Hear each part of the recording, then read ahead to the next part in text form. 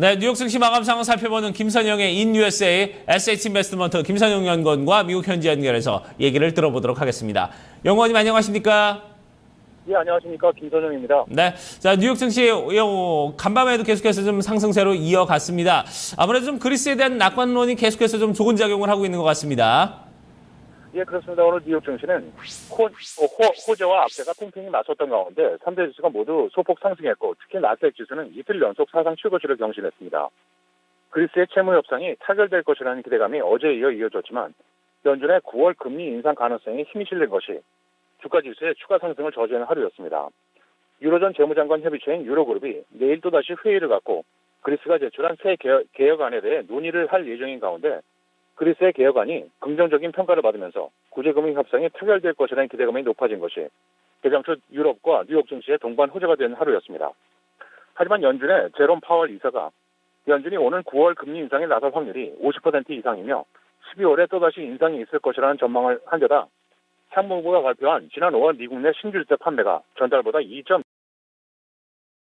6천 차례 기록해 예상치였던 52만 5천 건을 큰 폭으로 상회하면서 지난 2008년 2월 이후 최고치를 기록한 것이 이 같은 금리 인상설에 힘을 실었는데요. 5월 중 주택 판매 중간 가격은 전년 대비 1%가 하락한 28만 2,800달러를 기록했고 북동부와 서부에서 판매가 증가했으며 중서부와 남부는 하락한 것으로 나타났습니다. 업종별로는 은행과 에너지, 자동차, 소매, 태양광, 통신, 금광 업종 등이 상승했던 반면 반도체와 운송업, 담배, 유틸리티 등은 하락했고 마지막으로 10년 만기 국채금리는 어제보다 크게 오른 2.409%의 거래를 마쳤습니다. 네, 국채금리 2.4%대까지 올라가는 그런 모습을 보여줬네요. 자, 이제 증시 이슈와 특징 종목들도 좀 살펴보도록 하겠습니다. 자, 알리바바가 미국 시장에서 일단 좀 철수를 한다고요? 예, 그렇습니다. 중국 최대 상거래 업체 알리바바가 지난해 6월 개설한 미국 자회사인 11메인을 오픈스카이에게 매각한다고 발표했습니다. 결국 알리바바의 첫 번째 미국 전자 상거래 시장 진출 시도가 실패했음을 보여준 것인데요. 이번 협상은 주식 교환으로 이루어지며 알리바바는 오픈스카이의 지분 37.6%를 받게 됩니다. 11메인의 경영진들은 오픈스카이에 통합되며 11메인의 웹사이트는 지금처럼 분리된 상태로 남게 되는데요. 긍정적인 계약 조건은 공개되지 않고 있습니다.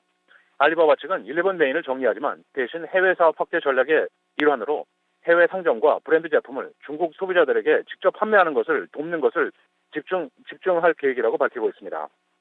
오늘 특징 종목들입니다.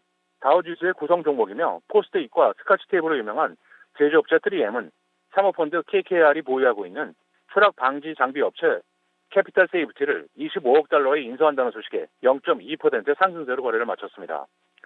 세계 최대 인터넷 쇼핑몰인 아마존닷컴은 자사의 웹 호스팅 사업부를 분리 독립할 것이라는 여러 언론 보도로 2% 상승하면서 사상 최고치에 다가서고 있고 캐나다 기반의 스마트폰 업체 블랙베리는 지난 분기 순손실이 주당 5센트를 기록해 예상치였던 4센트를 상회했다는 소식으로 오늘 4%가 하락했지만 소프트웨어 라이선스 매출이 예상보다 다소 개선됐다는 소식으로 그나마 주가의 추가 하락을 저지했습니다.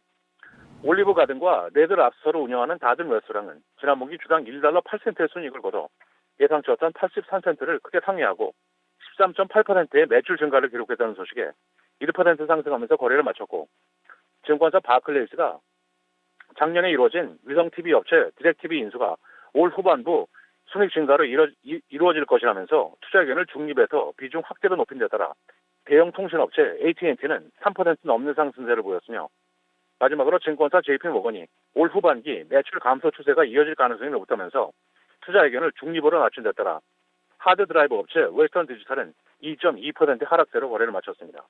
네, 자 이제 경제 지표와 일정들도 체크를 해보도록 하겠습니다. 6월에 제조업 PMI가 발표가 됐는데 전달보다는 좀 떨어지는 그런 모습을 보여줬다고요?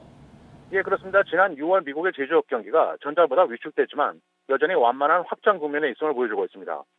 영국의 시장 조사업체 마켓에 따르면 6월 제조업 구매 관련 지수 PMI 예비치가 53.4를 기록해 지난 2013년 10월 이후 최저치를 기록했으며 5월의 확정치 54는 물론 증시 예상치였던 54.2를 밑돈 것으로 나타났습니다.